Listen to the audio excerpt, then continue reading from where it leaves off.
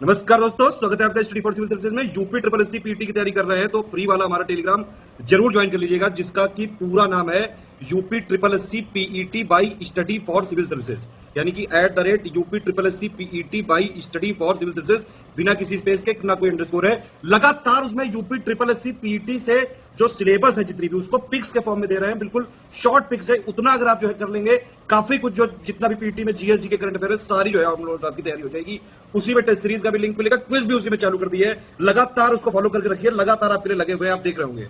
उस ग्रुप की link video के डिस्क्रिप्शन में दी हुई है, जो हमारा डिस्क्रिप्शन में है उसी से ज्वाइन करिएगा। वीडियो के जो डिस्क्रिप्शन में लिंक दी हुई है उसी से ज्वाइन करिएगा, या फिर ये वाला ग्रुप है, देख लीजिए ध्यान से। टेलीग्राम में ये लिख के सर्च करना है UP triple SC PET by study for civil services, बिना किसी स्पेस के। ये वाला ग्रुप है, अपना ध्यान रखिएगा। ये वाला दूसरा कोई चैनल है, इसको ज्वाइन कर सकते हैं आप चाहें तो। ये वाला हमारा मेन चैनल। इंस्टाग्राम में हमारा पेज फॉलो कर लीजिएगा, स्टडी फॉर सिविल .सर्विसेज। इसमें स्टोरी हाईलाइट, जो हाईलाइट हो प्लस पोस्ट जरूर देख करिए। सारे क्वेश्चन अटेम्प्ट करिए और स्कोर अपना जरूर कमेंट करके बताइए कितने आपके क्वेश्चन सही हो रहे हैं। नमस्कार दोस्तों, स्वागत है आपका स्टडी फॉर सिविल सर्विसेज में। टेस्ट नंबर 2 अटेम्प्ट करेंगे। पीटी परीक्षा जो होने वाली है उसके लिए full length mock test series है। तो इसके पहले हमने टेस्ट 1 देखा था, अब टेस्ट 2 देखते हैं। तो बिना किसी देर के चलिए शुरू करते हैं। उससे पहले एक इन्फॉर्मेशन, ये 2 नंबर दिए हुए हैं। कोई भी इन्फॉर्मेशन, पेड कोर्सेज या फिर स्टडी मटेरियल के लिए इस पर कॉन्टैक्ट करिए, बिल्कुल सहायता की जाएगी आपकी। पहला क्वेश्चन देखेंगे। कहा जा रहा है, सिंधु घाटी सभ्यता की प्रस्तर प्रतिमा तथा वस्तु के संदर्भ में सही कथन का चयन कीजिए। तो पहला स्टेटमेंट है, हड़प्पा की सभी मोहरें गोलाकार की थीं। फिर दूसरा स्टेटमेंट है, हड़प्पा के लोग आभूषण बनाने के लिए हड्डियों और पकी हुई मिट्टी का उपयोग करते थे। तो इसमें कौन सा सही है? एक सही है, 2 सही है, दोनों सही है, कोई नहीं सही है। तो स्टेटमेंट कौन सा सही है? बी सही हो जाएगा, क्योंकि जो हड़प्पा की मोहरें थी वो सारी गोल नहीं थी, कुछ अलग शेप की थी, ट्रायंगल थी और भी अदर शेप के थे। तो इसलिए ऑप्शन बी सही हो जाएगा। अगला क्वेश्चन देखेंगे। इसमें कहा जा रहा है कि वैदिक शास्त्र के संबंध में निम्नलिखित में से कौन सा कथन सही है? तो आयुर्वेद यजुर्वेद का उपवेद है और धनुर्वेद ऋग्वेद का उपवेद है। तो कौन सा सही है? तो इसमें क्या है, दोनों गलत दे रखे हैं। आयुर्वेद जो है वो ऋग्वेद का है और धनुर्वेद यजुर्वेद का उपवेद है, इसलिए ऑप्शन डी। अगला क्वेश्चन देखेंगे। इसमें कहा जा रहा है कि निम्नलिखित में से कौन गौतम बुद्ध के समकालीन थे, मतलब कंटेम्प्रेरीज थे? तो किंग प्रसेनजीत, बिंबिसार, अजातशत्रु। तो क्या है, तीनों ही तो थे, तो ऑप्शन डी हो जाएगा। इसके अलावा महावीर स्वामी भी इनके कंटेम्प्रेरी थे। तो अगला क्वेश्चन देखेंगे। चौथे में कहा जा रहा है कि मौर्य वंश के शासक अशोक के बारे में गलत कथन, मतलब ये इनकरेक्ट वाला ध्यान से देखा करिए, गलत हो जाता है इससे कई बार। पहला स्टेटमेंट है कि अशोक ने पितृ राजत्व के विचार की स्थापना की, मतलब he established the idea of paternal kingship. दूसरा है, उनके कुछ शिलालेख खरोष्ठी और अरमाइक लिपियों में लिखे गए हैं। तो इसका जो करेक्ट आंसर है वो दोनों ही सही है, ऑप्शन सी हो जाएगा। अगला क्वेश्चन देखेंगे। सॉरी, इसमें हाँ उल्टा दे रखा है, मतलब गलत पूछा था ना, तो ऑप्शन डी हो जाएगा आंसर। ठीक है, अगला क्वेश्चन देखेंगे। चंद्रगुप्त द्वितीय के बारे में जारी किए गए सिक्कों के संदर्भ में सही कथन चुने। ठीक, तो he issued gold, silver and copper coins. दूसरा, on his coins he is mentioned at Chandra. तो क्या है, दोनों ही तो सही हैं। चंद्रा के नाम से वो उस उनका नाम लिखा हुआ है और उन्होंने ये सिक्के इशू किए थे। अगला क्वेश्चन देखेंगे। इसमें कहा जा रहा है, जनगण मन जो हमारा राष्ट्रगान है उसके संबंध में गलत पूछा जा रहा है, इनकरेक्ट। तो क्या है पहला स्टेटमेंट? 1992 यहाँ पे दे रखा है, जबकि ये 1912 है। ठीक है, तो इसको, ये टाइपो है, इसको देख लेंगे। 1912। ठीक, तो जनगण मन वॉज संग for the first time in a convention of the Indian national Congress in 1912 eight Calcutta. दूसरा स्टेटमेंट है कि द जनगण मन was declared as India's national anthem on 24 जनवरी 1950। तो इसमें क्या है, दूसरा स्टेटमेंट तो सही है, पहला गलत है, क्योंकि ये 1911 था, 12 नहीं था। ठीक, अगला क्वेश्चन देखेंगे। हालांकि स्वदेशी आंदोलन मुख्य रूप से बंगाल तक ही सीमित था, लेकिन यह भारत के कुछ अलग अलग हिस्सों में फैल गया। तो दिल्ली में यह आंदोलन किसके नेतृत्व में फैला था? लाला लाजपत राय, अजीत सिंह और सैयद हैदर रजा, या फिर ए बी, मतलब लाला लाजपत राय और अजीत सिंह दोनों जी के नेतृत्व में? तो इसका जो सही आंसर है ऑप्शन सी हो जाएगा। सैयद हैदर रजा जो थे उनके नेतृत्व में ये दिल्ली में फैला था। अगला क्वेश्चन देखेंगे। निम्नलिखित में से कौन से स्वदेशी और बहिष्कार आंदोलनों का उद्देश्य था? तो पहला स्टेटमेंट है कि बंगाल के विभाजन के की समाप्ति को सुरक्षित करने के लिए, और दूसरा है मैनचेस्टर के कपड़े और लिवरपूल का जो नमक था, ऐसे जो ब्रिटिश के सामान थे ब्रिटिशर्स के, उसको बहिष्कार करने के लिए। तो स्वदेशी आंदोलन के कौन कौन से उद्देश्य थे? तो क्या था, दोनों ही तो थे, ऑप्शन सी। अगला क्वेश्चन देखेंगे। कहा जा रहा है, हाल ही में प्रधानमंत्री ने स्वतंत्रता के 75वें वर्ष आज़ादी का अमृत महोत्सव के समारोह को शुरू करने के लिए, एक ब्लैंक स्पेस है, डेट पूछी जा रही है आपसे, को एक स्मारक दांडी मार्च की को हरी झंडी दिखाई है। तो ये डेट कौन सी है? 12 अप्रैल है, 5 अप्रैल, 21 अप्रैल या फिर 1 अप्रैल? तो जो इसका सही आंसर है ऑप्शन ए, 12 अप्रैल को उन्होंने एक ये कॉमेमोरेटिव जो दांडी मार्च है उसकी 75th एनिवर्सरी पे आज़ादी का अमृत महोत्सव नाम का एक जो है ये अपना फ्लैग किया है। अगला क्वेश्चन देखेंगे, 10 में कहा जा रहा है कि भारत सरकार द्वारा गांधी शांति पुरस्कार की स्थापना किस वर्ष की गई थी? तो 1950, 1991, 1995 या फिर 2000? तो आंसर कौन सा हो जाएगा? ये सी, 1995 में इसको इंस्टीट्यूट किया गया था, मतलब शुरू करा गया था। फिर 11वां क्वेश्चन में ओंटारियो झील नदी, मतलब ब्लैंक स्पेस है, तो ओंटारियो झील जो है वो किस नदी द्वारा अटलांटिक महासागर से जुड़ी है? तो ये नदी का नाम पूछा जा रहा है। तो सेंट लॉरेंस है, कुयाहोगा है, सेंट मैरी है या फिर फ्रेजर है? तो जो इसका सही आंसर है वो सेंट लॉरेंस है, मतलब ऑप्शन ए। ठीक, अगला क्वेश्चन देखेंगे कि सुरु और द्रास नदी किस नदी की बाएं किनारे की, मतलब ऐसे नदी है तो ये मान लीजिए लेफ्ट हो गया, तो इसकी ट्रिब्यूटरीज हैं, तो ये इंडस है, झेलम, चेनाब या फिर रावी? तो this both the rivers are tributaries of Indus river, option A. अगला क्वेश्चन देखेंगे, घाट प्रभा, मालप्रभा, तुंगभद्रा और मुनेरू 4 नदियां हैं, ये किसकी सहायक मतलब ट्रिब्यूटरीज हैं? एक नदी होगी तो ऐसे 4 होंगी ये कहीं से। तो कृष्णा है, महानदी है, गोदावरी है या फिर नर्मदा है? तो ऑप्शन आपको पता ही है, कृष्णा है। अगला क्वेश्चन देखते हैं, यहाँ पे कहा जा रहा है कि भौगोलिक दृष्टि से निम्नलिखित में से कौन सी झील दी गई सभी झीलों के बीच में स्थित है? मतलब geographically which of the following lakes is in the middle of all the given lakes? तो 5 ये नदी झीलों के नाम दे रखे हैं, तो अब कौन सी बीच में, मतलब ऐसे 1 2 3 4 5, तो ये जो 3 नंबर का है ये पूछा जा रहा है आपसे। तो सुपीरियर लेक, मिशिगन झील, हुरॉन झील, इरी झील, ओंटारियो, तो ये सब पहले तो आपको पता होना चाहिए कहाँ पे है, तो ये यूएसए में है। ठीक, तो जो वेस्ट से ईस्ट का इनका क्रम है वो जैसे इनके नाम दे रखे हैं यही है। तो सुपीरियर सबसे वेस्ट में है, फिर मिशिगन है, फिर हुरॉन है, फिर ईरी है, फिर सबसे ईस्ट में ओंटारियो है। तो जो इसका सही आंसर होगा ऑप्शन सी हो जाएगा, हुरॉन जो है वो सबसे बीच में है। अगला क्वेश्चन देखेंगे, 15 में कहा जा रहा है कि कौन सा युग्म सही सुमेलित नहीं है? ठीक है, नॉट करेक्ट मैच, मतलब 3 सही होंगे। तो उकाई प्रोजेक्ट तापी रिवर पे है, सरदार सरोवर प्रोजेक्ट नर्मदा नदी पे है, घाट प्रभा प्रोजेक्ट ये भीमा रिवर पे है, और भाखड़ा नांगल प्रोजेक्ट जो है सतलज नदी पे है। तो कौन सा इसमें मतलब गलत है? तो ऑप्शन जो सी है, घाट प्रभा परियोजना जो है वो भीमा नदी पे नहीं है बल्कि घाट प्रभा ही रिवर है उस पे है, तो ऑप्शन सी। 16वां क्वेश्चन देखेंगे, राष्ट्रीय सामाजिक सहायता योजना national social assistant scheme and mid day meal scheme जो स्कूल्स में बच्चों को खाना दिया जाता है उसके पूछा जा रहा है कि these were introduce during which 5-year plan? तो 7वां था, 8वां था, 9वां था या 10वां था? तो कौन सा है बताइए? तो ऑप्शन जो इसका सही है वो कौन सा हो जाएगा? Option B. ठीक, तो ये 8वें के दौरान शुरू करे गए थे दोनों प्रोग्राम। चलिए अगला क्वेश्चन देखते हैं, पूछा जा रहा है आपसे कि निम्नलिखित में से कौन मिश्रित अर्थव्यवस्था के गुण हैं, मतलब कैरेक्टरिस्टिक्स हैं, मेरिट्स हैं? ठीक, तो यह सार्वजनिक और निजी क्षेत्र के बीच सहयोग और प्रतिस्पर्धा सुनिश्चित करता है। दूसरा, इसमें कल्याणकारी राज्य की सभी विशेषताएं होती हैं। तीसरा, यह सुनिश्चित करता है कि अर्थव्यवस्था में संसाधनों का कुशल आवंटन हो, मतलब allocation of resources in the economy. तो करेक्ट आंसर कौन सा होगा इसका? ऑप्शन डी हो जाएगा, तीनों ही तो सही हैं। तो अगला क्वेश्चन देखते हैं, 18 नंबर में आपसे कहा जा रहा है कि निम्नलिखित में से कौन सा कथन सही है या सही है? तो नॉर्मन बोरलॉग जो थे, देखिए ऐसे जो 3-3 स्टेटमेंट या 2-2 स्टेटमेंट के क्वेश्चंस हम पूछ रहे हैं तो इसका उद्देश्य ये है कि एग्ज़ाम में आपको चाहे टफ पेपर मिले चाहे इजी मिले, दोनों में आप बेहतर परफॉर्म कर पाएँ। और हमारा एक मोटो है कि आपको मैक्सिमम इन्फॉर्मेशन आपका जो 15 पॉइंट का सिलेबस है उसके हिसाब से आपको प्रोवाइड की जाए। तो इसलिए पहला स्टेटमेंट देखिए, नॉर्मन बोरलॉग जो थे को दुनिया में हरित क्रांति के जनक के रूप में जाना जाता है। ठीक है, नॉर्मन बोरलॉग को 1980 में नोबेल का शांति पुरस्कार मिला। तो और तीसरा है कि भारत में हरित क्रांति का नेतृत्व जिन्होंने किया था ये कौन थे? ये एम एस स्वामीनाथन ने किया था। तो इसमें कौन सा अब सही होगा? 1-3, 1-2, 2-3 या 1-2-3? तो जो सही आंसर है ऑप्शन ए है। 1980 में नहीं, 1970 में मिला था नोबेल प्राइज पीस के इन वर्ल्ड, ये यूएसए के, तो इसलिए 19 मिला था, इसलिए ऑप्शन ए सही हो जाएगा। चलिए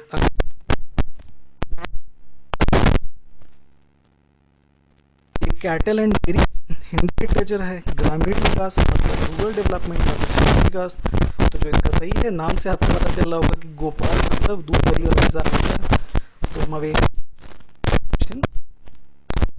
ठीक है, अगला देखते हैं। इंपीरियल बैंक ऑफ इंडिया के राष्ट्रीयकरण के संबंध में निम्नलिखित में से कौन सा कथन सही है या है? तो 1956 में भारत ने इंपीरियल बैंक ऑफ इंडिया का नेशनलाइजेशन कर दिया। दूसरा है it form the State Bank of India to act as the principal agent of republic. तो Imperial Bank of India form होकर क्या होता है? State Bank of India. Statement तो सही है, but this is the first statement is incorrect because this was done in 19 will be correct answer. अगला question देखते हैं कि निम्नलिखित में से कौन सा युग्म गलत है, सुमेलित है मतलब। तो 3 सही होंगे, एक कोई गलत होगा। तो देख लेते हैं क्या है। तो अनुच्छेद 39(1) equal justice and free trade, तो this is correct. Article 41 right to work, this is also correct. Article 45 provision for free and compulsory education for children, this is also correct, so answer will be D. तो article 48A लिखा है यहाँ पे कृषि और पशुपालन का संगठन, ये 48A नहीं है, ये 48 ही है। 48A जो है उसमें क्या है कि protection of improvement of environment and safeguarding the forest and wildlife. तो आप ये कमेंट करके बताएं कि this provision was added in the DPSPs with the help of which constitution amendment. चलिए अगला क्वेश्चन देखते हैं। 22 में आपसे पूछा जा रहा है कि निम्नलिखित में से किस मामले में सर्वोच्च न्यायालय मतलब सुप्रीम कोर्ट ने फैसला सुनाया कि मौलिक अधिकारों और निर्देशक सिद्धांतों के बीच किसी भी तरह के टकराव की स्थिति में, मतलब फंडामेंटल राइट्स एंड DPSPs के बीच में अगर कोई ऐसा कॉन्फ्लिक्ट होता है तो उसमें पहला प्रभावी होगा उस स्थिति में, मतलब कि fundamental rights will prevail over the DPSPs। तो ये गोलकनाथ बनाम पंजाब राज्य का मामला था, या चंपक दुराईराजन बनाम मद्रास राज्य का था, या मिनर्वा मिल्स बनाम भारत संघ का केस था, या कोई नहीं था। तो जो करेक्ट आंसर है ऑप्शन बी, चंपक दुराईराजन बनाम मद्रास राज्य के केस में, ये 1951 का केस था, तो उसमें इस चीज़ को सुप्रीम कोर्ट ने अपना ये प्रोविज़न अपना बोला था। अगला क्वेश्चन देखेंगे 23rd, इसमें कहा जा रहा है कौन सा युग्म गलत सुमेलित है। ठीक, तो 3 सही होंगे, देख लेते हैं। अनुच्छेद 21A में क्या है? शिक्षा का अधिकार, ठीक है। 25 में अंतरात्मा की स्वतंत्रता और स्वतंत्र पेशा मतलब freedom of conscience and free profession. 14 में कहा है कानून के समक्ष समानता, और 17 में है अवसर की समानता। तो ये तो सबको पता ही है, ऑप्शन डी गलत है। 17 में क्या है? अबॉलिशन ऑफ अनटचेबिलिटी, और ये जो दिया हुआ है इक्वालिटी ऑफ अपॉर्चुनिटी, तो this is mention in article 16 of the fundamental rights, so answer D. अगला क्वेश्चन देखेंगे 24 में कहा जा रहा है निम्नलिखित में से कौन से कथन सही हैं। ठीक है, तो मौलिक अधिकार पूर्ण तरह से पूर्ण या असीमित अधिकार नहीं है। ठीक, और दूसरा स्टेटमेंट है कि सरकार मौलिक अधिकारों के प्रयोग पर उचित प्रतिबंध लगा सकती है। तो बिल्कुल सही है कि एब्सोल्यूट राइट्स नहीं होते इसमें, जैसे इमरजेंसी का सिचुएशन होता है या और भी कुछ केसेस कॉन्स्टिट्यूशन में दे रखे हैं कि जहाँ पे इस पर रीजनेबल रिस्ट्रिक्शंस लगाए जा सकते हैं, और गवर्नमेंट कैन, ये सेकंड स्टेटमेंट वही चीज़ दे रखी है, तो ऑप्शन आपका सी सही हो जाएगा। चलिए अगला क्वेश्चन देखते हैं। 25 में कहा जा रहा है कि निम्नलिखित में से कौन सा युग्म सही सुमेलित है। ठीक, तो ये कॉन्स्टिट्यूशनल अमेंडमेंट एक्ट्स दे रखे हैं, ये उससे रिलेटेड, मतलब जो उसके थ्रू प्रोविजंस चेंज करे गए कॉन्स्टिट्यूशन में, this is written over here. तो पहला स्टेटमेंट है कि 42nd जो अमेंडमेंट था, इससे संपत्ति के अधिकार को मौलिक अधिकारों से की सूची से हटाकर कानूनी अधिकार बना दिया गया। ठीक, 86th में है कि प्रारंभिक शिक्षा को मतलब एलिमेंट्री एजुकेशन जो है उसको फंडामेंटल राइट्स बनाया गया, और 61st है, इसमें कहा जा रहा है कि लोकसभा चुनाव के लिए मतदान की आयु 21 वर्ष से घटाकर 18 वर्ष कर दी गई। तो इसमें कौन सा सही है? सिर्फ 1, 2, 3, 1, 3 या तीनों सही हैं? तो जो करेक्ट आंसर ऑप्शन बी है, पहला गलत है। तो ये 44th जो अमेंडमेंट था उससे हुआ था, ना कि 42nd से। तो 44th अमेंडमेंट का ईयर क्या था ये बताएं आप। चलिए अगला क्वेश्चन देखेंगे। 26 में कहा जा रहा है कि निम्नलिखित में से कौन सा युग्म गलत है, तो 3 सही होंगे, एक गलत होगा। तो फिर यहाँ पे सब्जेक्ट हैं, उनके फादर हैं। तो आधुनिक भौतिकी मतलब मॉडर्न फिजिक्स, तो ये थे फ्रेंच एंडरसन। ठीक है, अगला क्वेश्चन देखेंगे। भारत में डीएनए फिंगरप्रिंटिंग, तो ये लाल जी सिंह थे। ठीक है, DNA fingerprinting professor sir Alec Jeffreys. ठीक है, सी ऑप्शन भी हो गया। ऑप्शन डी में सापेक्षता मतलब रिलेटिविटी, तो अल्बर्ट आइंस्टाइन, ये भी सही है। तो इसमें गलत कौन सा हुआ, तो ऑप्शन ए जो है वो गलत है। कैसे गलत है देखिए, तो जो फ्रेंच एंडरसन थे ये फादर थे जीन थेरेपी के। ठीक है, और जो आधुनिक भौतिकी के फादर थे ये गैलीलियो गैलीली थे, जो वो थे। तो ऑप्शन ए। अगला क्वेश्चन देखेंगे। एक विवाहित जोड़ा 5 वर्ष के पुत्र के साथ, मतलब उनका 5 साल का बेटा है, मुंबई जाने वाली रेलगाड़ी में यात्रा कर रहा है। रेलगाड़ी 100 किलोमीटर पर घंटे की रफ्तार से चल रही है, मतलब कि कांस्टेंट स्पीड के साथ चल रही है। ठीक, और क्या होता है, छोटा बच्चा गेंद खेल रहा होता है, खेलते खेलते उस गेंद को लंबवत मतलब ऊपर की ओर उछालता है। तो आपसे ये पूछा जा रहा है कि गेंद वापस कहाँ गिरेगी, बच्चे के सामने गिर जाएगी, बच्चे के हाथ में गिरेगी, या फिर बच्चे के पीछे गिरेगी, या गेंद का गिरना रेलगाड़ी की गति की दिशा पर निर्भर करेगा। तो अब ये इसका जो सही आंसर है ऑप्शन बी हो जाएगा, in the hands of the child. क्या होता है कि जब एक कांस्टेंट स्पीड से कोई चीज़ चल रही है तो उसमें ऐसा कोई फोर्स इधर उधर नहीं लगेगा, तो वो चीज़ जहाँ है वहीं आके गिर जाएगी। ठीक, तो ऑप्शन बी हो जाएगा। चलिए अगला क्वेश्चन देखते हैं। इसमें एक ये मतलब 3 ब्लैंक स्पेसेस हैं, तो आपको भरना है इसमें। तो क्वेश्चन है, in the Haber process the atmospheric, ये फिर खाली है, बाय रिएक्टिंग विद, फिर ये भी खाली, is converted to which of the following. तो इसका जो आंसर है ऑप्शन ए हो जाएगा, कि जो एटमॉस्फेरिक नाइट्रोजन होती है वो हाइड्रोजन के साथ रिएक्शन करके किस में कन्वर्ट हो जाती है, अमोनिया में। ठीक है, और जो ये हैबर प्रोसेस होता है ये यूज होता है फर्टिलाइजर इंडस्ट्रीज वगैरह जो होती हैं वहाँ पे यूज होता है। ठीक, अगला क्वेश्चन देखेंगे। निम्नलिखित में से कौन सा युग्म गलत है, फिर वही फादर और सब्जेक्ट्स। तो बैक्टीरियोलॉजी एडवर्ड जेनर। ठीक है, यूजेनिक्स सुजनिकी फ्रांसिस गाल्टन। ये है फाइटोलॉजी, तो ये स्टीफन हेल्स। और बैक्टीरियोफेज तो टवा टर्व डिहेरिल। तो जो इसका मतलब गलत है, जो ऑप्शन सही होगा क्वेश्चन के हिसाब से, ऑप्शन है बैक्टीरियोलॉजी के जो फादर थे वो रॉबर्ट कोच थे, और जो एडवर्ड जेनर साहब हैं ये he is the father of immunology मतलब प्रतिरक्षा विज्ञान। तो इनके बारे में जो भी विशेष फैक्ट है आप देखें, क्योंकि वैक्सीनेशन वगैरह कोरोना का बहुत चल रहा है तो ये चीज़ पूछे जाने की संभावना है। चलिए अगला देखते हैं। हाल ही में विश्व स्वास्थ्य संगठन WHO ने घोषणा की है कि फरवरी 21 में किस देश में शुरू हुआ इबोला का प्रकोप अब समाप्त हो गया, मतलब फरवरी में शुरू हुआ और अब लगभग ख़त्म हो गया है। तो जो ये देश है कौन सा है, ऑप्शन ए गिनी जो देश है वहाँ पे ये एक मिनट रुकिए ज़रा। चलिए देखते हैं अगला क्वेश्चन। तो इसका ऑप्शन 30 का ऑप्शन ए था। चलिए अगला क्वेश्चन मैथ्स के क्वेश्चन है कि एक मैच में 13 व्यक्ति उपस्थित थे, तो मैच के अंत में क्या हुआ कि सभी ने एक दूसरे से हाथ मिलाया, तो मैच के अंत में कुल कितनी बार हाथ मिलाया गया। तो इसका एक रूल होता है कि जैसे मान लीजिए नंबर ऑफ पीपल n है, तो इसका फॉर्मूला होता है n इक्वल्स टू n-1/2। ठीक, तो क्या हुआ, लोग कितने थे, 13। ठीक है, 13। तो कैसे करेंगे सॉल्व, 13 माइनस 1/2 सॉल्व करेंगे इसको, 78 आ जाएगा आंसर, ऑप्शन ए। ठीक, अगला क्वेश्चन देखते हैं कि 2100 कर्मचारियों वाली एक फर्म है कोई, तो 735 को वेतन में वृद्धि मिली मतलब इंक्रीमेंट हो गया, 300 की पदोन्नति हो गई, मतलब क्या हो गया, 300 को प्रमोशन मिल गया, और 65 को दोनों लाभ मिले। तो क्या हुआ, कितने कर्मचारियों को कोई लाभ नहीं मिला, तो टोटल 2100 लोग थे। तो क्या करेंगे, अपना बेनिफिशियरीज जो हैं उनको जोड़ लेते हैं पहले, तो 735। ठीक, और ये कितनों को वो मिला था, 300 लोग को मिला था प्रमोशन, और दोनों को जो मिला है तो वो 65 है, तो इसको घटा लेंगे तो कितना आएगा, 970 आ जाएगा। अब टोटल लोग थे कितने, 2100 में से आप क्या कीजिए 970 घटा लीजिए, तो आंसर जो आएगा कितना आ जाएगा, 1130 आ जाएगा। तो कौन सा है, ऑप्शन सी। ठीक, चलिए अगला देखिए। कहा जा रहा है कि निम्नलिखित भिन्नों में से, मतलब फ्रैक्शंस दे रखे हैं कुछ, और कौन सा सबसे बड़ा है। तो इसको तो आप जब सॉल्व करेंगे तो पता चलेगा आपको।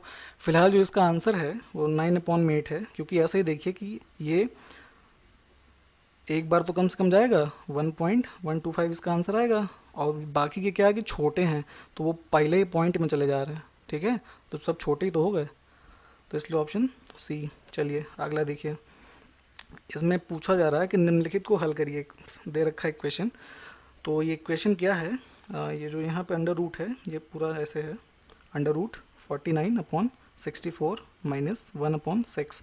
तो क्या होगा कि ऐसे इसको अंडर रूट से बाहर निकाल लीजिए, तो कितना आ जाएगा, ये 7 का स्क्वायर हो जाएगा, 7/8 माइनस 1/6। सॉल्व कर लीजिए इसको, तो कितना आ जाएगा, 17/24 आ जाएगा आंसर, ऑप्शन डी, ठीक है। चलिए अगला क्वेश्चन देखिए कि 76 रुपये 7 पैसे को दर्शाने के लिए दशमलव अभिव्यक्ति क्या होगी, एक्सप्रेशन ऑफ डेसिमल एक्सप्रेशन, ठीक है। तो कैसे लिखेंगे, इसको कन्वर्ट करेंगे तो 76 रुपया है, 7 पैसा है, तो 767 पैसा हो गया, ठीक। तो ऐसे लिख देते हैं इसको 76.07। अगर मान लीजिए 76.7 होता तो 70.70 होता है, तो इसलिए वो गलत हो जाता है। तो ऑप्शन जैसे ये सी वाला दे रखा था, तो इसलिए इसका आंसर बी हो जाएगा। चलिए अगला देखिए, कहा जा रहा है कि हिंदी के क्वेश्चंस हैं कि निम्नलिखित वाक्यांशों में से के लिए एक शब्द में कौन सा सुमेलित नहीं है। तो जिस वस्त्र को पहना नहीं गया हो तो क्या होता है, वो अपृहत होता है, ठीक है। जिसके अंदर प्रशंसा करने की योग्यता ना हो, अप्रशस्त, ये भी ठीक है। नज़दीक आने वाला, अभिगामी, ये भी ठीक है। और जो हिसाब किताब की जांच करता हो, तो यहाँ अंकेक्षण दे रखा है, जबकि वो क्या होता है, अंकेक्षक होता है, ठीक है। दोनों में फ़र्क क्या है कि अंकेक्षक जो होगा वो ऑडिटर हो जाएगा, अंकेक्षण जो होगा वो ऑडिट हो जाएगा, तो इसलिए ऑप्शन डी जो है वो गलत है। अगला देखते हैं, ठीक है। अगले क्वेश्चन में क्या कहा जा रहा है आपसे कि जिस स्त्री का विवाह हो चुका हो उसे क्या कहते हैं, विवाहित, विवाहिता, वंध्या या वधू। तो जो इसका सही आंसर है विवाहिता कहते हैं उसको, ठीक है। और जिस पुरुष का विवाह हो चुका होता है वो विवाहित होता है, और जिसकी कोई स्त्री की संतान ना पैदा होती हो उसको वंध्या कहते हैं, ठीक है। तो ऑप्शन बी। अगला क्वेश्चन देखेंगे, सुग्राह्य, तो इसका मतलब क्या होता है। तो सुग्राह्य का मतलब सिंपल सा है, जो आसानी से ग्रहण किया जा सकता है, मतलब है ना, ये लिखा है ग्राह्य, जो ग्रहण किया जा सके, तो ऑप्शन ए। चलिए अगला क्वेश्चन देखेंगे, कहा जा रहा है कि निम्नलिखित वाक्यांशों में से एक शब्द में कौन सा सुमेलित नहीं है, ठीक। तो इसमें क्या है, जो स्वयं भोजन बनाकर खाता हो स्वयं पाकी, फिर जिसका प्रयोजन सिद्ध हो चुका हो सिद्ध काम, जो सव्य बाएं हाथ से काम करता हो सव्य साची, और जिसने पुण्य कार्य हेतु प्राण दिए हो। तो इसको क्या होता है, ये महापुरुष नहीं होता है, ये हुतात्मा होता है, ठीक है, हुतात्मा, ऑप्शन डी। चलिए अगला देखिए, सेना का वह भाग जो सबसे आगे रहता है को क्या कहते हैं, अग्रदूत, उलाड़, हरावल, सैनिक। तो जो इसका सही आंसर है हरावल जो होते हैं ये होता है, ये जो स्टेटमेंट पूछा जा रहा है, ऑप्शन सी। अगला क्वेश्चन देखते हैं, 41 में पूछा जा रहा है, इंग्लिश का क्वेश्चन है कि विच ऑफ द, एक एरर फाइंड करना, एक स्टेटमेंट है। तो rickets are caused by the deficiency of vitamin D या फिर नन ऑफ दीज। तो जो इसका सही आंसर है क्या है, ऑप्शन ए में गलत है, रिकेट्स इज सिंगुलर आएगा ये, ठीक है, तो ऑप्शन ए हो जाएगा। चलिए अगला देखिए, फिल इन द ब्लैंक्स में क्या है कि why are you reading the lines. तो इसके बीच में क्या भरेंगे, तो रीडिंग बिटवीन लाइन्स के लिए यूज़ करते हैं हम बिटवीन लाइन्स, ठीक है, option C, reading between lines, ऐसे ऐसे पढ़ते हैं ना कोई भी चीज़ लिखी होती है। तो चलिए अगला देखते हैं, कहा जा रहा है आपसे एक स्टेटमेंट, मतलब गद्यांश है, पैसेज, तो इसको पढ़ के आपको क्वेश्चन को सॉल्व करने हैं, तो एक बार पढ़िए इसको। तो पूछा जा रहा है कि where are the corals found. तो क्या है, ये देख लीजिए आप, यहीं पे शुरू में लिखा हुआ है कि to the ocean depths and bright corals gulf of Mannar and Andaman Nicobar, ठीक है। तो अंडरलाइन पार्ट से समझ गए हम, तो ऑप्शन जो डी है वो सही हो जाएगा कि कोरल कहाँ पाई जाती है, गल्फ ऑफ मन्नार और अंडमान में। आप इस पैसेज में पढ़ेंगे तो आपको मिल जाएगा ये। चलिए अगला क्वेश्चन देखिए, अगले में भी वही है, पूछा जा रहा है कि एंटोनिम है जो टेक्सचर वर्ड है, तो टेक्सचर का एंटोनिम क्या होता है। तो ये टेक्सचर लिखा हुआ है यहाँ पे, तो इसका एंटोनिम क्या होगा, तो टेक्सचर का मतलब होता है बनावट, तो बनावट का एंटोनिम रफनेस, ठीक है। बाकी तो उसका सिनोनिम हो गया कॉम्पोजिशन, डिज़ाइन, फॉर्मेशन। चलिए अगला देखिए, 45th में कहा जा रहा है कि what does the synonym of lush. तो लश का मतलब क्या होता है? लश का मतलब होता है प्रचुर, है ना, सरस, सॉरी प्रचुर होता है। तो इसका क्या पूछा है, सिनोनिम पूछा है, तो ये होता है सैक्यूलेंट। ठीक है, बैरन, होस्टाइल और स्टेराइल ये सब नहीं होता, सैक्यूलेंट जो होता है, this is the synonym of word lush. चलिए अगला क्वेश्चन देखिए, 46 में रीजनिंग के क्वेश्चन है। आपसे पूछा जा रहा है कि निम्नलिखित व्यवस्था को तार्किक और सार्थक क्रम में चिन्हित करने के लिए सही विकल्प का चयन करें। तो part, chief justice, supreme court, constitution, article. तो आप क्या, सबसे पहले क्या होता है, कॉन्स्टिट्यूशन है। कॉन्स्टिट्यूशन में क्या है, पार्ट दे रखे हैं, पार्ट में आर्टिकल दे रखा है, आर्टिकल में सुप्रीम कोर्ट है और सुप्रीम कोर्ट के अंदर चीफ जस्टिस होते हैं। तो कौन सा सही हो गया, देखिए ऐसे, ऑप्शन बी, 4 1 5 3 2। तो 4 1 5 3 2। ठीक, चलिए अगला क्वेश्चन देखिए, पूछा जा रहा है कि एक कतार में 40 बच्चे खड़े हैं, ठीक है, दक्षिणी दिशा की ओर मुंह कर खड़े हैं। तो ओ जो है वो क्यू के दाहिने 8वें स्थान पर है। तो ऐसे देख लीजिए, मान लीजिए ओ है, ठीक, अब यहाँ पे मान लीजिए कहीं क्यू है, तो क्यू के ये 8वें स्थान पे है, क्यू यहाँ है, तो इनके बीच में कितने लोग होंगे, 7 होंगे, 1 2 3 4 5 6 और 7।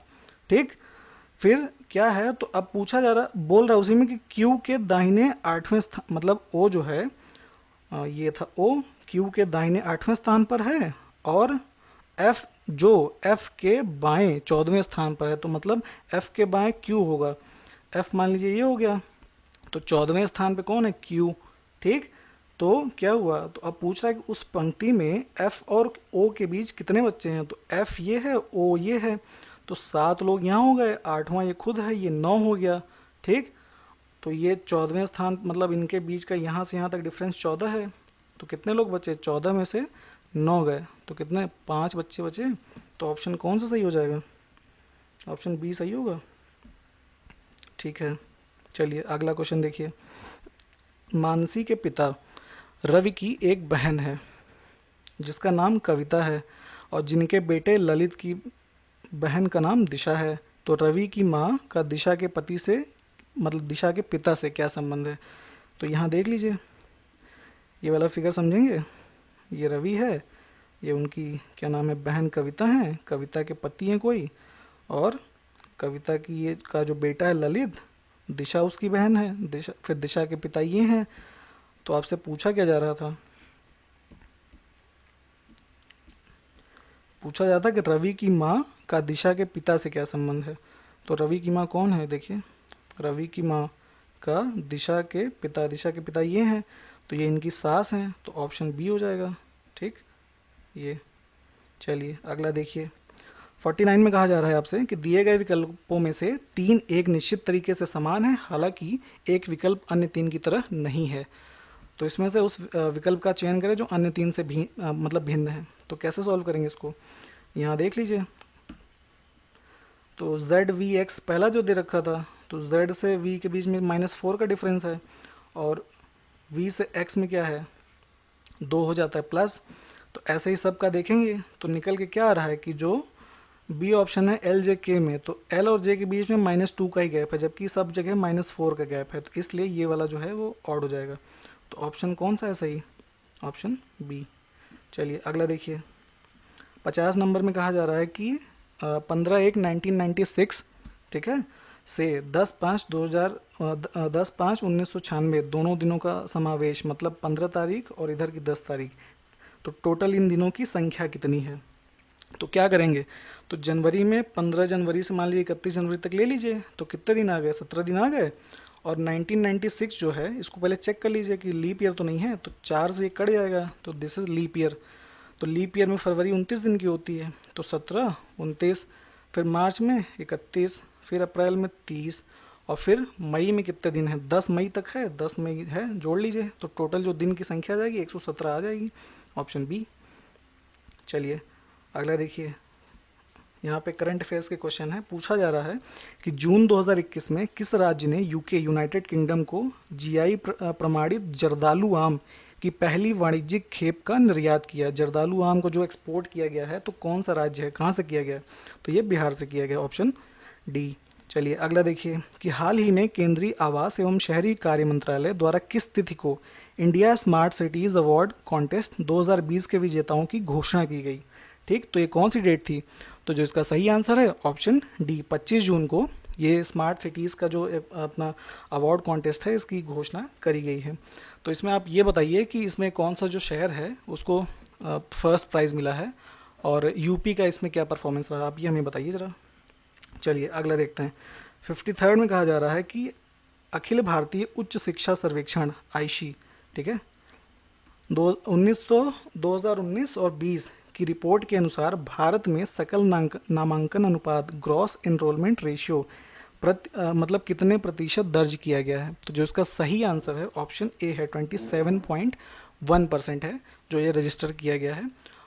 तो ये रहा इसका आंसर। अगला क्वेश्चन देखते हैं।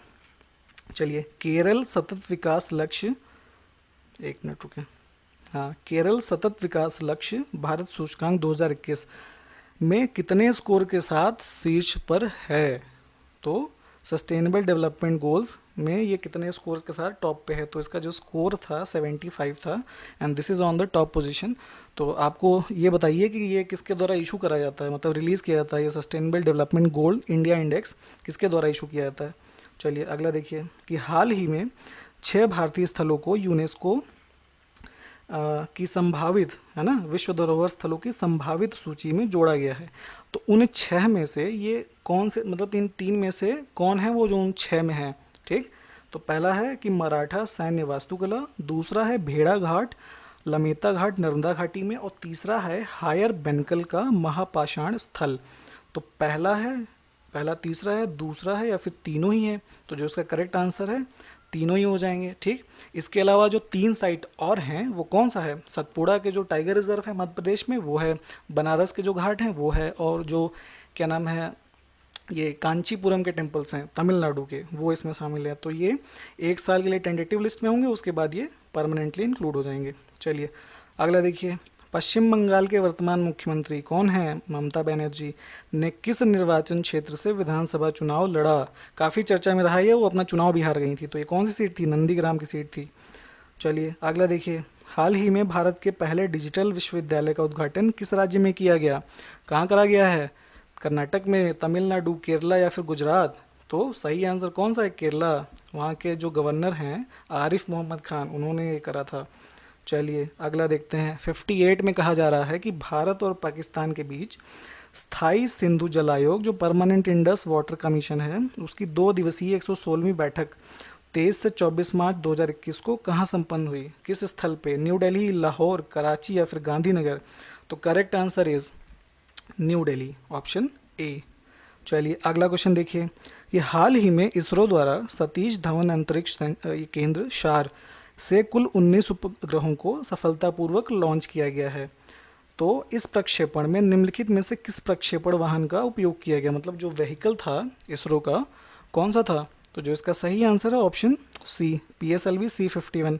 ठीक है, इसके थ्रू इसको लॉन्च करा गया। और इस जो मिशन को लॉन्च करा गया है इसके बारे में एक विशेष बात ये है कि एक जो भगवत गीता है उसको डिजिटल फॉर्मेट में उसके ऊपर शायद नरेंद्र मोदी जी की फ़ोटो भी लगी है उसके, मतलब कहीं पे ऐसा कुछ डिटेल है, देखिए आप इसको, ये चीज़ भेजी गई इसके साथ। चलिए अगला देखते हैं। ओमकारेश्वर बांध विश्व की सबसे बड़ी तैरती 600 मेगावाट की सौर ऊर्जा परियोजना का निर्माण किया जाएगा ओमकारेश्वर बांध पर। ठीक है, हाँ, तो ये जो बांध है ये किस नदी पे है? तो ऑप्शन आपके दे रखे हैं नर्मदा, तापी, बेतवा या कृष्णा। तो जो सही आंसर है मध्य प्रदेश का, ये नर्मदा नदी पे इसको बनाया जाएगा। चलिए अगला देखिए कि भारत पाकिस्तान भूमि सीमा की लंबाई लगभग कितनी है? तो जो भारत और पड़ोसी देश के आपका जो ये सिलेबस में दे रखा है उसके हिसाब से क्वेश्चन पूछा गया है। तो ये आपको याद ही होना चाहिए कि जो पाकिस्तान के साथ लैंड बॉर्डर का जो हमारा डिस्टेंस है दैट इज़ 2323 किलोमीटर्स, ऑप्शन सी।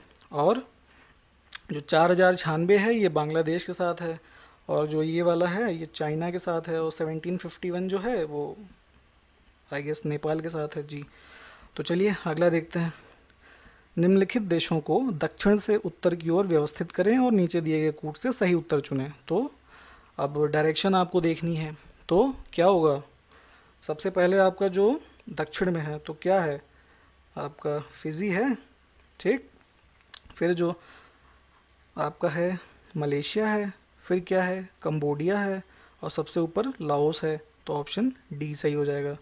चलिए अगला देखिए, विधान परिषद के चुनाव के तरीके के संदर्भ में सही कथन चुनें। तो जो 1/3 एमएलसी होते हैं, मेंबर ऑफ लेजिस्लेटिव काउंसिल, वो राज्य के विधायकों द्वारा चुने जाते हैं। दूसरा है, अन्य एक और 1/3 समूहों का चुनाव एक ऐसे विशेष निर्वाचक मंडल द्वारा किया जाता है जिसमें स्थानीय सरकारों जैसे नगर पालिका और जिला बोर्ड के मौजूद सदस्य जो होते हैं वो मौजूद होते हैं, उसमें शामिल होते हैं, उस इलेक्टोरल कॉलेज में वो उनको 1/3 जो अदर मेंबर होते हैं उनको चुनते हैं। तो इसका जो सही आंसर है ऑप्शन सी, दोनों ही सही हैं, ठीक है। तो अगला क्वेश्चन देखेंगे कि विश्व महासागर दिवस कब मनाया जाता है। तो 12 जून, 8 जून, 7 जून, 5 जून। तो जो सही आंसर है ऑप्शन बी, ठीक है। चलिए अगला देखिए, अगले में कहा जा रहा है कि संगठन कुछ दे रखे हैं, उनके मुख्यालय दे रखे हैं। तो यहाँ पे क्या है, इसको आपको मैच कराना है, मतलब कौन सा सही है। तो क्या है, इस्लामिक सहयोग संगठन, तो ये जेद्दा में है। फिर अंतर्राष्ट्रीय नागरिक उड्डयन संस्थान संगठन मॉन्ट्रियल में है। और तीसरा है अंतर्राष्ट्रीय दूरसंचार संघ, मतलब International Telecommunication Union, this is in Rome. तो जो ITU है, this is not in Rome, ये कहाँ है, जिनेवा में है, ठीक है। तो ऑप्शन इसका जो सही आंसर होगा ऑप्शन डी हो जाएगा।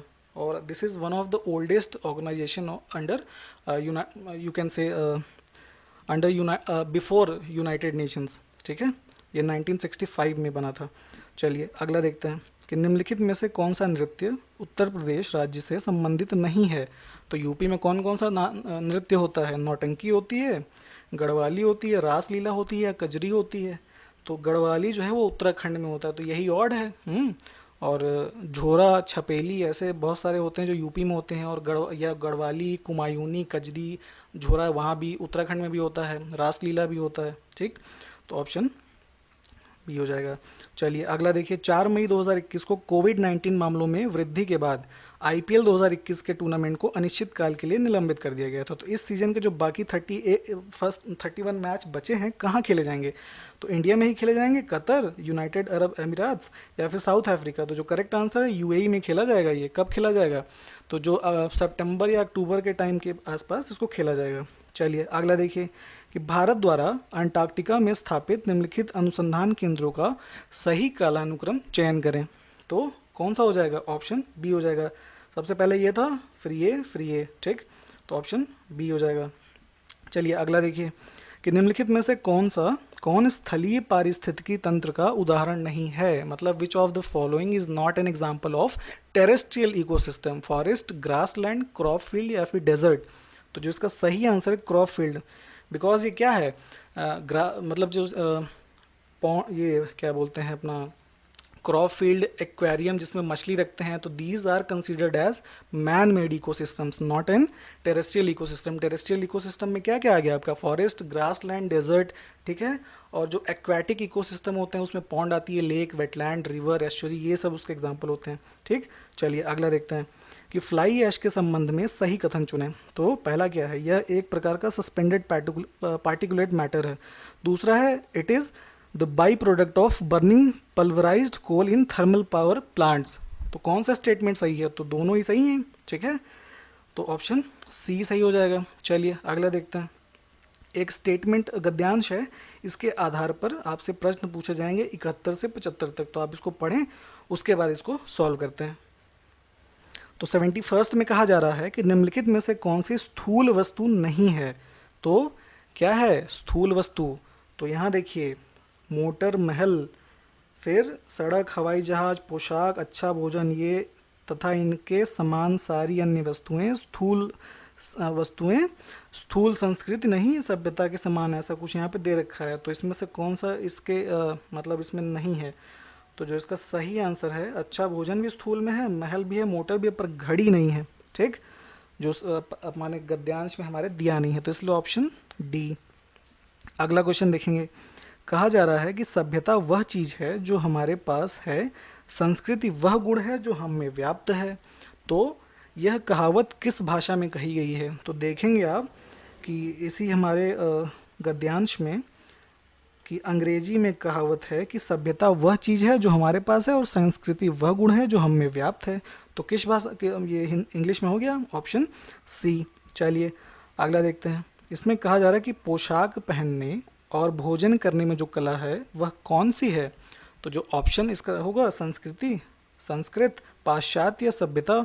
तो हमने यहाँ ऊपर देखा था कि कहाँ गया, ये देखिए दिखाता हूँ मैं आपको, यहाँ पे देख लीजिए। मगर पोशाक पहनने और भोजन करने में जो कला है वह संस्कृति की चीज़ है। तो जाहिर सी बात है कि संस्कृति का हो गया। तो ऑप्शन कौन सा सही हो जाएगा आपका? Option A. ठीक, चलिए अगला देखिए। कहा जा रहा है गद्यांश के अनुसार हर सुसभ्य आदमी संस्कृत ही बोलता है। तो ऐसा क्या कह सकते हैं हम? ऐसा कहा जा सकता है, विशेष परिस्थितियों में हो सकता है, ऐसा नहीं कहा जा सकता, या कभी नहीं हो सकता। तो ये गद्यांश के हिसाब से हमको देखना है। तो कहाँ देखेंगे इसको? तो अब देखिए इसको ढूंढना पड़ेगा आपको इसमें। तो ये देखिए, ऐसा नहीं कहा जा सकता। ये देखिए, हर सुसभ्य आदमी संस्कृत ही होता है। ठीक, तो हर सुसभ्य आदमी संस्कृत ही होता है, ऐसा नहीं कहा जा सकता। तो कौन सा ऑप्शन हो गया? Option C. ठीक, चलिए अगला देखिए। कहा जा रहा है आपसे कि गद्यांश के अनुसार जो लोग सड़े गले झोपड़ों में रहते हैं वो कौन होते हैं?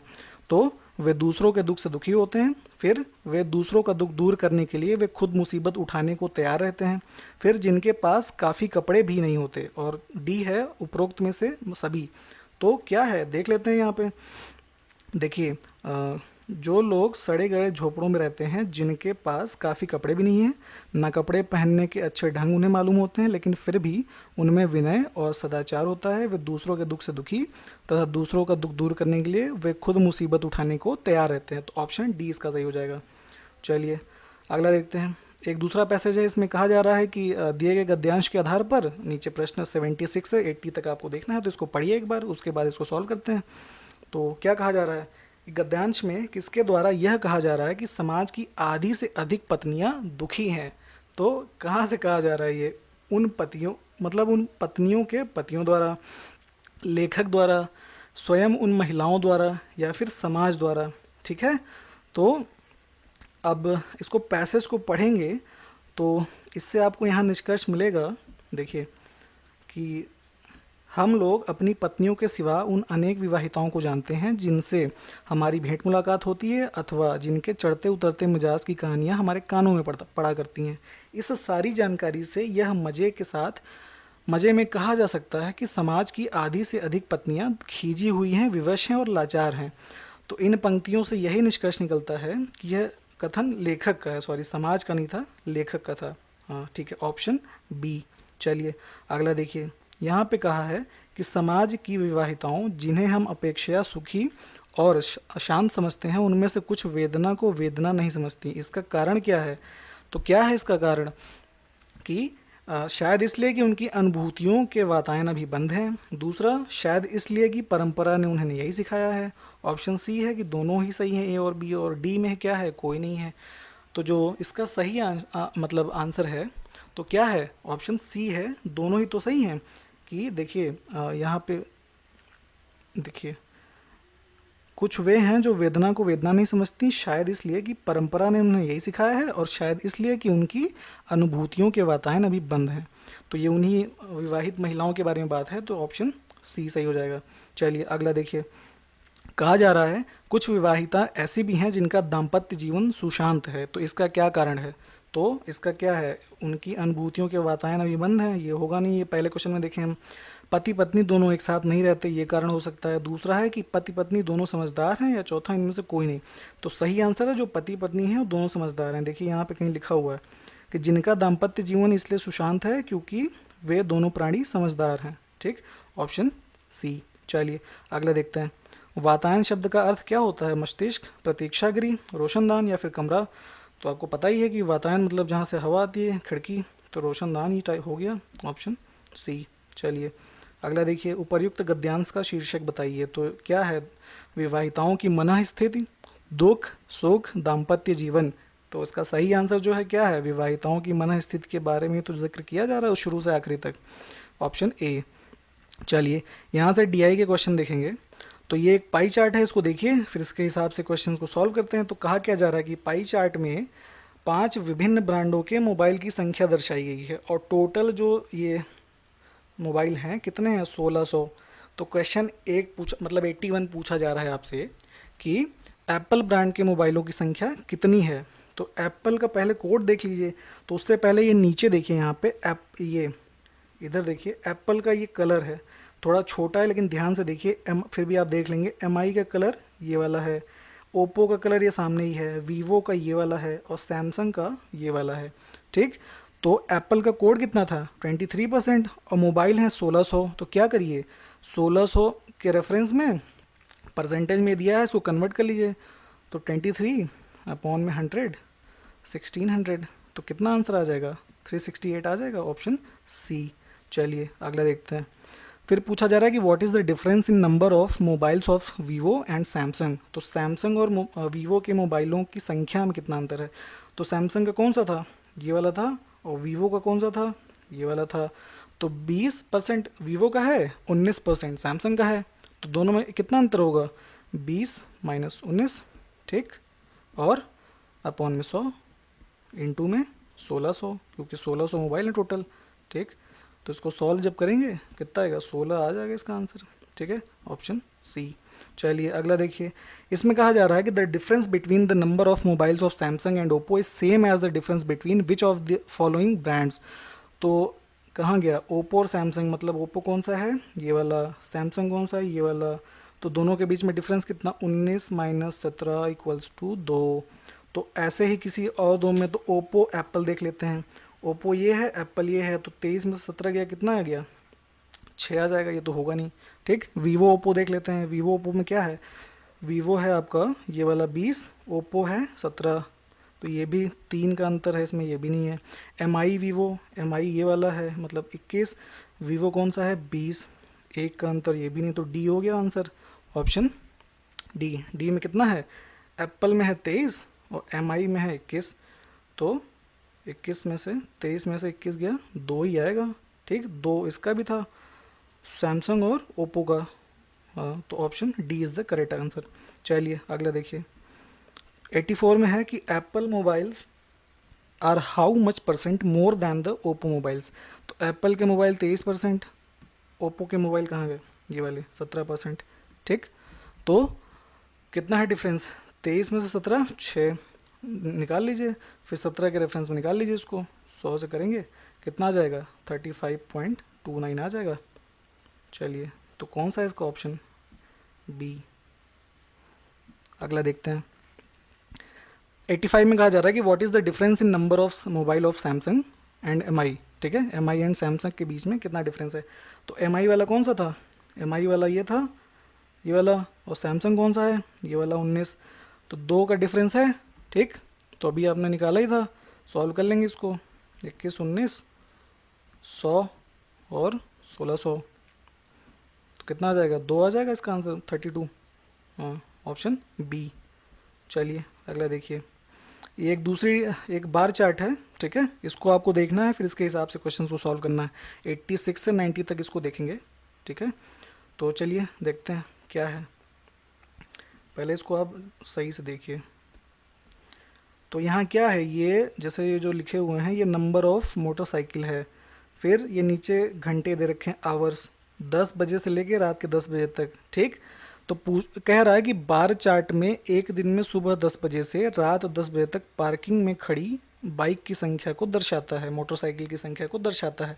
तो क्वेश्चन आपसे पूछा जा रहा है 86 कि what is the average number of bikes parked per hour from 10 AM to 10 PM। तो एवरेज निकालना है आपको कि मतलब सुबह 10 से रात के 10 तक कितनी ये गाड़ियाँ खड़ी रहीं। तो जितने ये गोले में दे रखे ना, ये सबको जोड़ लीजिए, शुरू से आखिरी तक जोड़ लीजिए, तो आएगा कितना, 1690 आ जाएगा।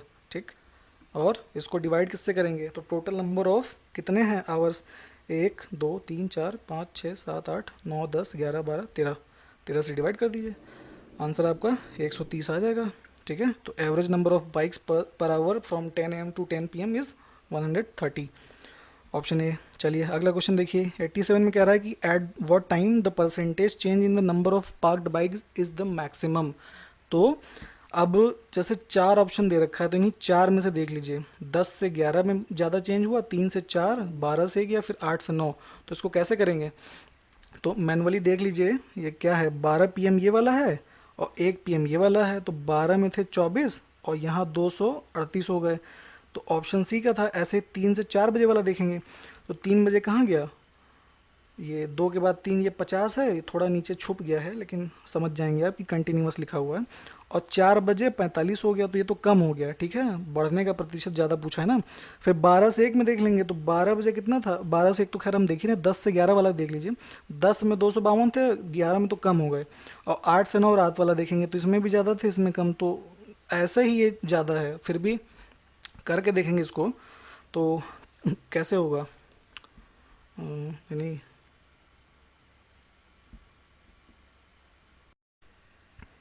तो देखिए इसको हम देख रहे थे तो इसमें क्या है, क्वेश्चन तो ठीक है, ऑप्शन भी ठीक है कि सबसे मैक्सिमम चेंज जो ऑप्शन सी में हो रहा है 12 से 1, लेकिन यहाँ जैसे जो सॉल्यूशन दे रखा है ये उसमें थोड़ा एरर हो गया है।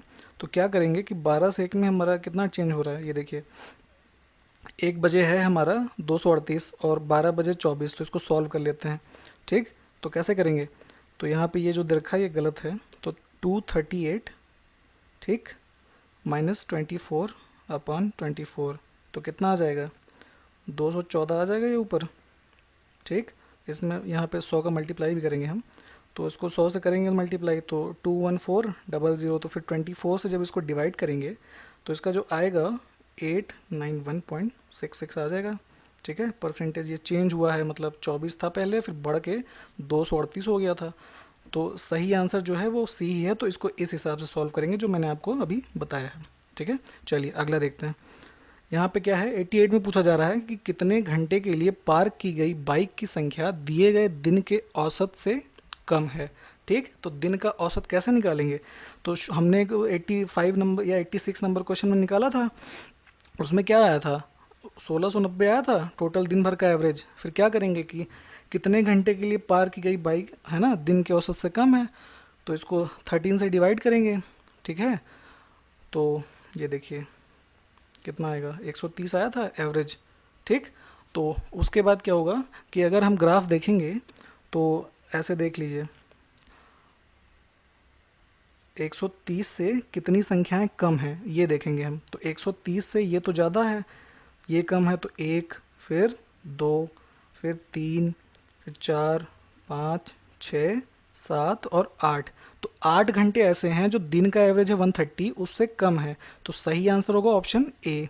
ठीक, चलिए अगला देखिए, 89 में कहा जा रहा है आपसे कि यदि पार्किंग का शुल्क 53 रुपये प्रति घंटा है तो दिए गए दिन की सुबह 10 बजे से रात के 10 बजे तक कुल आय रुपए में कितनी होगी। ठीक, तो क्या करेंगे इसको, हमारा जो दिन भर की गाड़ियों की संख्या थी हमने जोड़ा था 1690, ठीक, उसमें इसको 53 से मल्टीप्लाई कर लीजिए। ठीक, आंसर आ जाएगा आपका, तो कितना आएगा ये, जब इसको मल्टीप्लाई करेंगे तो 89570 आ जाएगा, ऑप्शन सी। ठीक है, इसको मल्टीप्लाई करके देख लीजिएगा आप।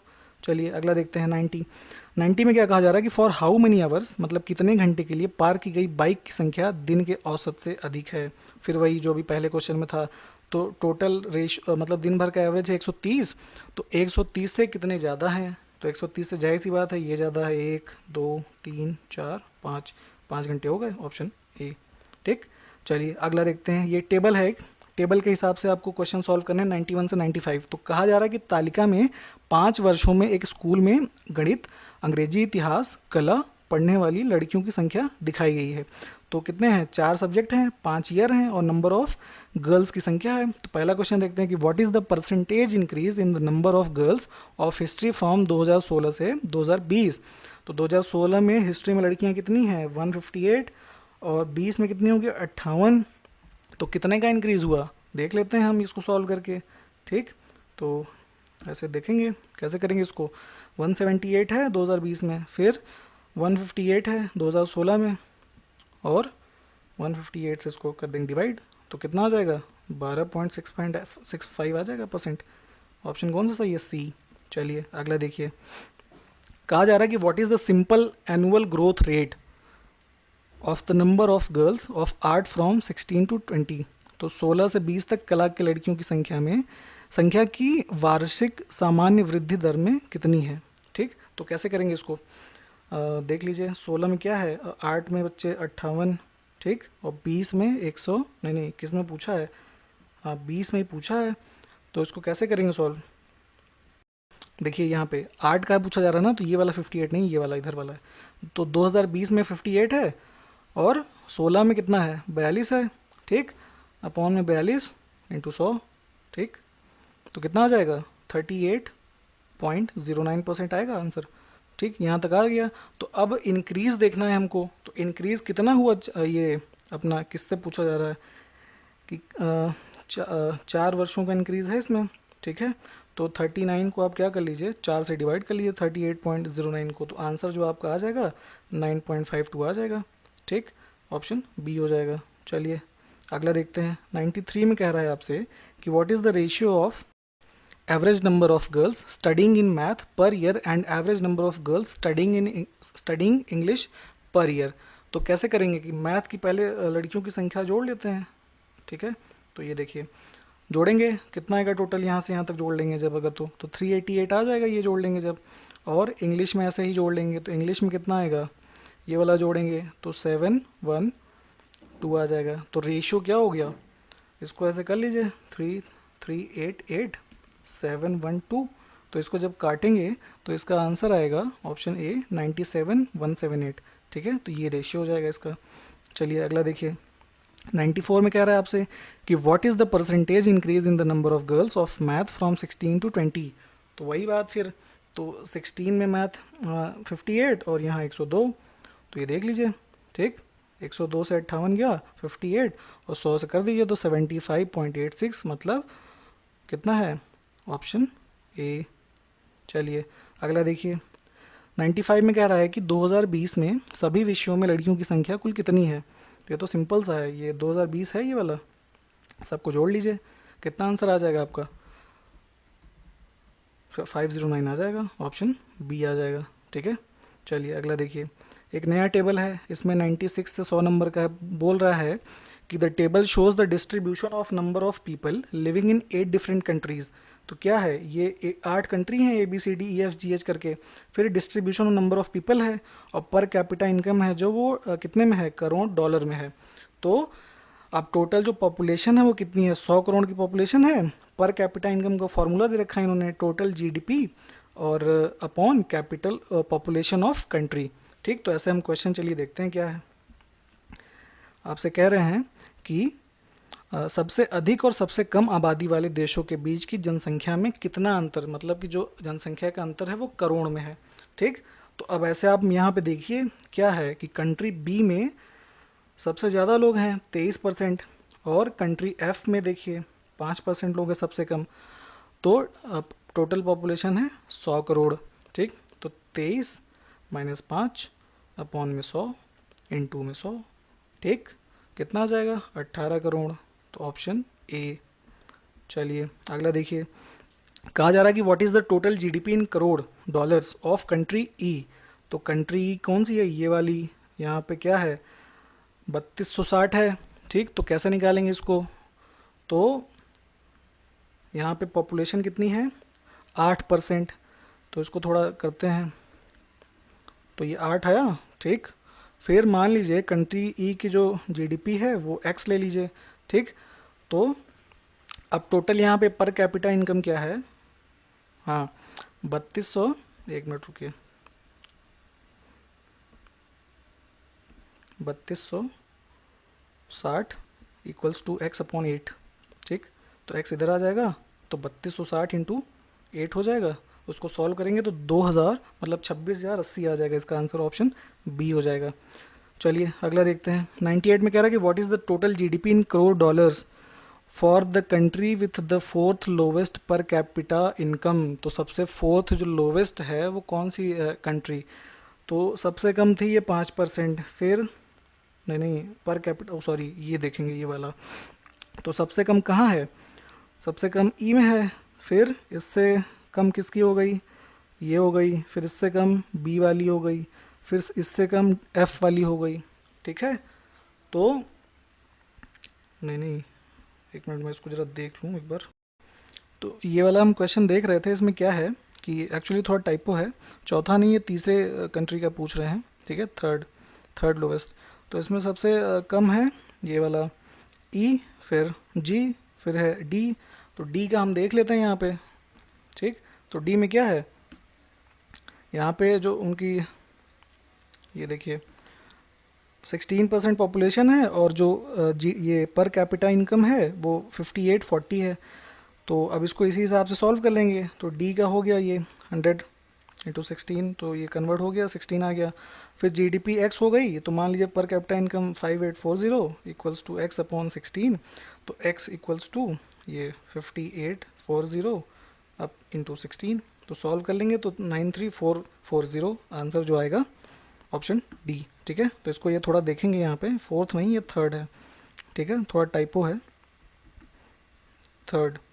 चलिए अगला देखते हैं। अगले में कह रहे हैं 99 में कि सबसे अधिक सकल घरेलू उत्पाद किस देश का है। तो इसको कैसे निकालेंगे कि मान लीजिए जो चार ऑप्शन दे रखे हैं, इसमें इसी का देख लेते हैं कि इसमें से सबसे ज़्यादा किसका, इसी का तो पूछ रहा है। तो बी, ई, एफ, एच का देख लेते हैं। तो इसमें जो सब पहले ए का देख लीजिए, बी में क्या है। तो सबसे ज़्यादा चक्कर क्या है कि यहाँ पे पॉपुलेशन है, ठीक। तो जाहिर सी बात है कि मतलब अजम्पशन है कि सबसे ज़्यादा जीडीपी यहीं पे आएगी निकल के। तो देख लेते हैं सॉल्व करके। तो B equals to 23 upon 100 into 100। तो कितना है पॉपुलेशन, 23 करोड़ आ गया। अब जीडीपी निकालेंगे तो क्या होगा, बी इक्वल्स टू 23 जीडीपी का, ठीक है। और ये क्या है यहाँ पे, पर कैपिटा इनकम 6350। तो कितना आएगा सॉल्व करेंगे तो 140,146,050। तो ऐसे ही जब और तीनों का आप करके देखेंगे तो सबसे ज़्यादा जो है वो ए का ही निकल के आएगा। तो इसीलिए ऑप्शन ए है सही आंसर हो जाएगा हमारा, ठीक है। चलिए अगला देखते हैं। 100 नंबर में कह रहे हैं कि what is the difference in crores in population of country A and country H. तो इसको कैसे सॉल्व करेंगे। तो ए में पॉपुलेशन है 13%, एच में पॉपुलेशन है 7%। तो अब टोटल पॉपुलेशन है 100 करोड़। तो डिफरेंस निकाल लीजिए, 13, 7, 100 और इधर 100। तो सॉल्व करेंगे तो 6 करोड़ आ जाएगा। तो ऑप्शन सी आंसर हो जाएगा, ठीक है। तो यहाँ तक हमने अपना दूसरा टेस्ट अटेम्प्ट किया। आपका जो भी सुझाव है, जितना भी स्कोर होता है, एकदम ईमानदारी से कमेंट करके बताइए। और ऐसे ही अच्छे अच्छे टेस्ट आगे एग्जाम तक आपके लिए हम लेके आ रहे हैं। तो बने रहिए तब तक हमारे साथ। तब तक के लिए जय हिंद।